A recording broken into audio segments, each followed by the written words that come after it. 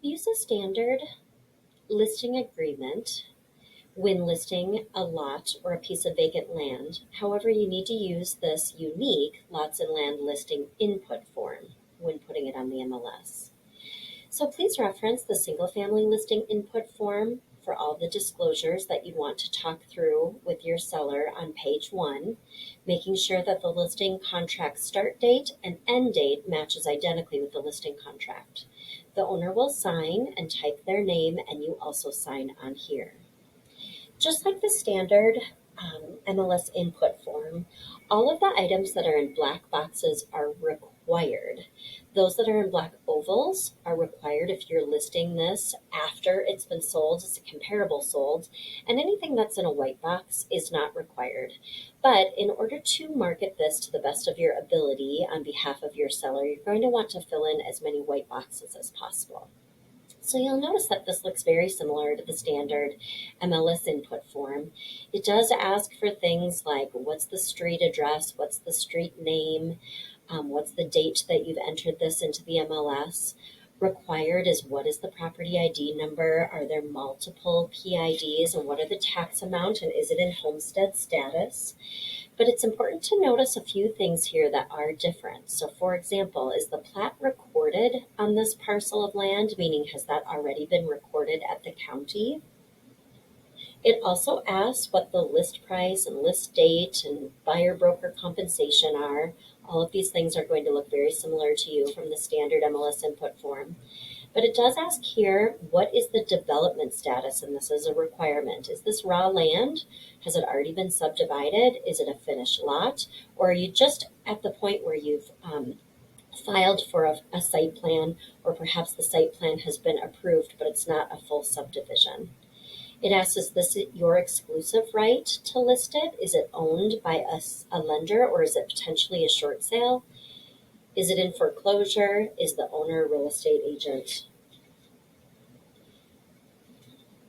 It is not often going to be rented, so you won't fill in much of this line 300 to 305, but it is important that you fill in the multi-lot development here. So meaning, is this a subdivision that has multiple lots in it? Either yes or no. If it's yes, it's going to be helpful for you to write in the minimum and maximum lot price, how many lots have already been sold, how many are still available. Just like on the standard input form, it does ask that you reiterate here if the seller has agreed to list this on the internet along with their address, and therefore allowing auto valuations and consumer comments. Those would be the Zillow's estimates, for example. Is there an association fee in it? So if you're listing just one lot within a subdivision that's a part of an association, is there an association fee? And if you fill that in, it's a good idea to fill in the rest of the white boxes, meaning what do you receive there? Do you receive snow removal? Do you receive lawn care? Does it take care of your outside maintenance? So on and so forth. What are the terms that the seller would accept in terms of financing? Of course, they'd accept cash, but are they also considering is it allowable for the buyer to assume the mortgage that they already have on it? Would they accept an FHA or a VA loan? You're going to want to give information on the lot measurements, the actual dimensions of the lot, and the size of it in terms of acreage or square footage. The next page here, page 4, is probably the most unique to the lot and land input form, and these are all required, as you'll see going down here.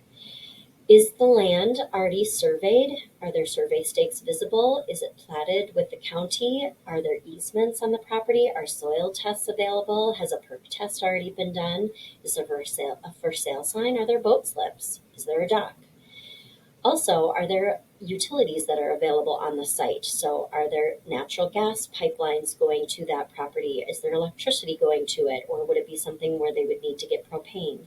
Is there city water? Would they need to put in a private well? Meaning, is there already a private well there? You can read all the options here. What are already on site, meaning not only are they out in the road available utilities, but these have actually been trenched right into the property, and they're there with the utility connections more easily able to be connected. Are there improvements in this area? Is it on a public road? Is there a storm sewer? Are there sidewalks? Are there curbs? Are the streets paved? Are there restrictions and covenants in the development? And what's the topography of the land? Is it rolling? Is it very flat? Is it in a floodplain? Do we think it could be a walkout? Is it zoned for single family, multifamily, commercial, agriculture, industrial, so on and so forth? If these are subdivided lots, is it in a development where it is open to all builders, or is it a limited to just a certain pool of builders, or is it completely closed to just one single specific builder? The rest of the information is all in white, so again, as you know, that is not required, but I do think it's helpful to put in here with a lot and land listing.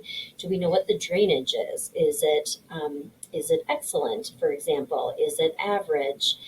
Is there drain tile already installed if it's a farm field, for example? And it's also, I think, helpful to fill in what's the property subtype. Is it acreage? Is it a commercial lot? Is it a livestock? Is it a lakefront property?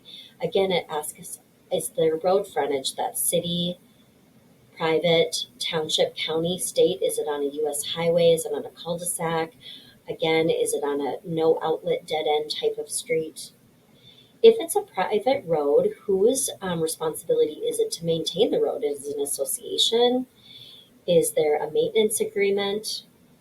And there is a possibility you might list 100 acres and the seller says, I will only sell it entirely, or I'll divide it and sell off small chunks, or I'll sell it to you, but I want to lease it back. And again, similar up to the drainage on line 500, it asks what's the soil type. It'd be very helpful to know if it was clay, if it was sand, if it was gravel, if it was something else like that. If it happens to be waterfront, you would fill in line 600 through 612. You put your agent and your public and your financial remarks here. And that's what makes a lots and land input form slightly different.